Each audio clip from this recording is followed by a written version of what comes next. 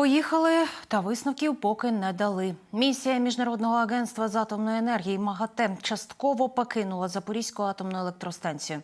Початок відвідин припав на 1 вересня. Однак за кілька днів більшість представників залишили ЗАЕС, не представивши жодних висновків із побаченого. Нагадаю, Запорізьку АЕС російські окупанти загарбали ще у березні. І відтоді обстрілюють об'єкти, звинувачують у цьому Україну. Разом з тим тривають і терористичні обстріли цивільного населення по всій Україні. Протягом минулої доби у вогні прикордоння, Східний та Південний фронти. Водночас на півдні країни дії українських захисників змусили російських окупантів, серед іншого, вкотре відтермінувати свій псевдореферендум. Про події 194-го дня Великої війни розповість Олена Рибінська.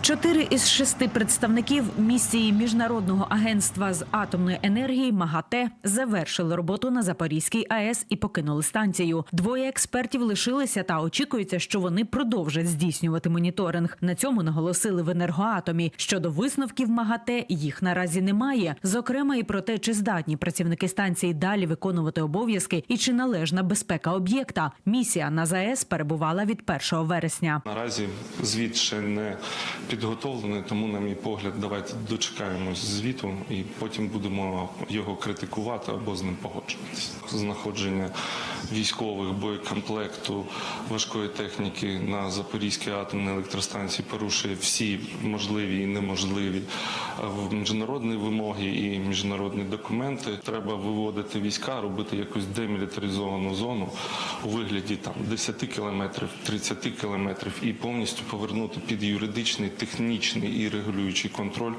Запорізьку атомну електростанцію нашої держави України. Поки Збройні сили відвоюють у загарбників наші землі, посіпаки Путіна вогнем нищать цивільне населення і міста. Протягом минулої доби на прикордонній Сумщині близько 40 прильотів, зазначають у місцевій обласній військовій адміністрації. Під обстрілами опинилися Білопільська, Миропільська, Юнаківська, Шалигінська, Есманська, Знop-Новгородська, Серединобудська громади. Харківщину знову і знову тероризують ракетним вогнем. Російські окупанти влучили ракетою С-300 по Новобаварському району Харкова. Є 3 постраждалих. Також обстрілювали Ізюмський, Харківський, Богодухівський, Чугуївський райони області. 1 людина загинула, є постраждалі. Вночі окупанти двічі обстріляли Нікопольський район Дніпропетровщини. Вогонь загарбники вели з окупованих територій Запоріжжя. Із важкої артилерії обстріляли приватні будинки і багатоповерхівку. Також понівечили 9 будівель міста, серед них гімназія, дитячо-юнацька спортивна школа, магазин та кафе. Обірваними внаслідок обстрілів стали й кілька ліній електропередач.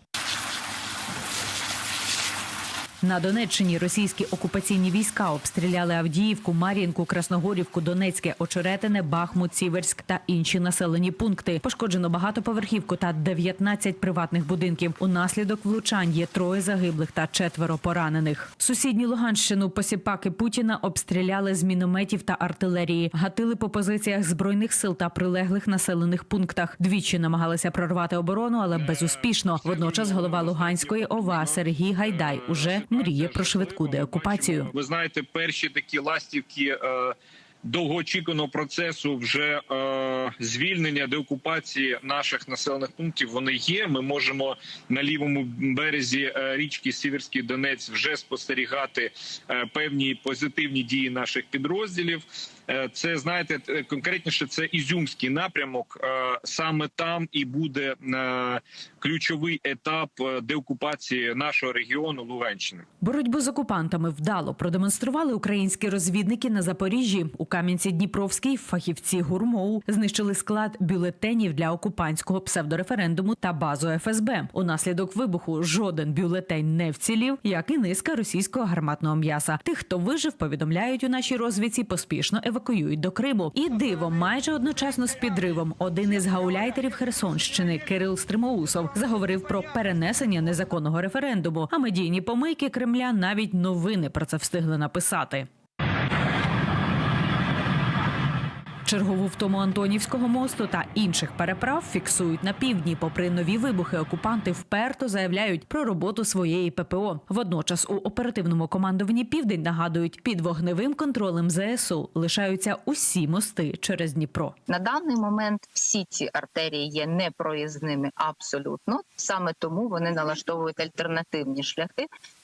Паромні переправи, понтонні переправи, баржові переправи, і ми їх теж тримаємо під вогневим контролем. Нашими ракетно-артилерійськими підрозділами вогневі завдання виконувалися по понтонній переправі в районі Каховського мосту, по логістичних та управлінських об'єктах окупаційних військ. А ще по скупченню живої сили ЗСУ завдають упевнених ударів. Внаслідок ще плюс 300 мертвих окупантів за добу. Загалом 49 800 таких осіб. Протягом минулої доби Сили оборони країни знищили 19 танків, 29 БМП, 10 артилерійських систем, 3 безпілотники, 2 крилаті ракети та більше десятка автомобільної і спецтехніки загарбників. Поки московити тікають зі своїх позицій та лишають навіть зброю, українські оборонці продовжують нищити ворожу техніку. 2 одиниці російського зенітно-ракетного комплексу «Тор» було знищено після прильоту «Байрактара».